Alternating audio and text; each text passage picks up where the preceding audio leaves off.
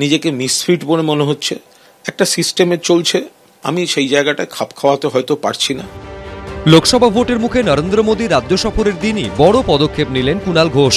আচমকা তৃণমূলের রাজ্য সাধারণ সম্পাদক এবং মুখপাত্রের পদ থেকে ইস্তফা দিলেন তিনি। মমতা বন্দ্যোপাধ্যায় এবং অভিষেক বন্দ্যোপাধ্যায়কে হোয়াটসঅ্যাপ করে জানিয়ে দিলেন পদত্যাগের কথা। সোশ্যাল মিডিয়া অ্যাকাউন্ট থেকে মুছে দিলেন সমস্ত রাজনৈতিক পরিচয়। তৃণমূলের মুখপাত্রদের হোয়াটসঅ্যাপ গ্রুপ থেকে বেরিয়ে গেলেন। সেই সঙ্গে শুক্রবার তিনি ফিরিয়ে দিলেন রাজ্য সরকারের দেওয়া নিরাপত্তাও।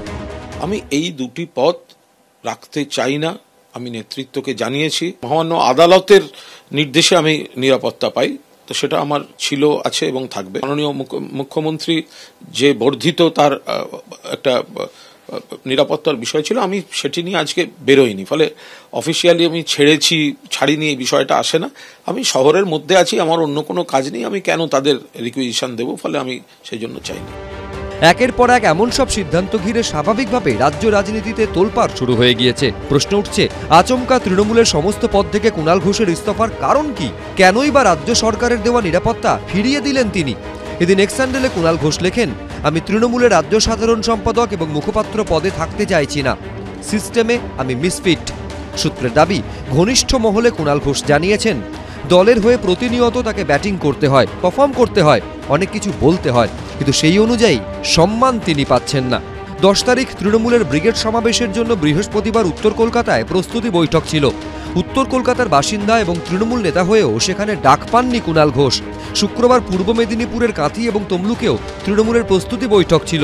পূর্ব মেদিনীপুরে তৃণমূলের দায়িত্বপ্রাপ্ত নেতা কুণাল ঘোষ সেখানেও ডাক পাননি। ওনার বাড়ির লক্ষ্মী পুজোর নেমন্তন্ন হয়, ওনার রাইট আছে, একে ডাকবো, একে ডাকবো না, তাকে ডাকবো না, উনি করবেন। এটা তো আমরা বলবো জমিদারি প্রথার বিরুদ্ধে, পার্টি বলবে জমিদার হটাও, আর এটা তো কারুর বাপের জমিদারি নয়। সাংগঠনিকভাবে যাদের ডাকা দরকার তো তাদেরকে তো ডাকতে হবে। দলটা অত্যন্ত ভালো যোগ্য লোকেদের হাতে আছে, আমি নিজেকে মিসফিট মনে করছি, সেই জন্য আমি সাংগঠনিক পদ রাখতে চাই না।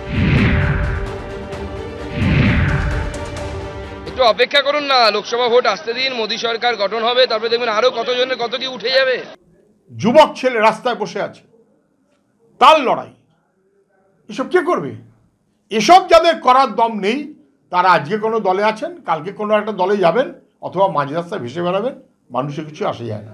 কুণাল ঘোষও ভালো করে জানে ভূতের ভবিষ্যৎ আছে, তৃণমূল কংগ্রেসের ভবিষ্যৎ নেই, তাই তিনি সঠিক টাইমে পালিয়ে গেছেন। শুক্রবার রাজ্যে এসে তৃণমূলকে চাঁচা ছোলা আক্রমণ করেছেন নরেন্দ্র মোদী। এতদিন যে কুণাল ঘোষ এরকম আক্রমণের জবাবে তৃণমূলের হয়ে ব্যাট ধরতেন, তিনি ইঙ্গিতপূর্ণভাবে এদিনই তৃণমূলের সব পদ থেকে ইস্তফা দিয়ে রাজ্য রাজনীতিতে অন্য শোরগোল ফেলে দিলেন।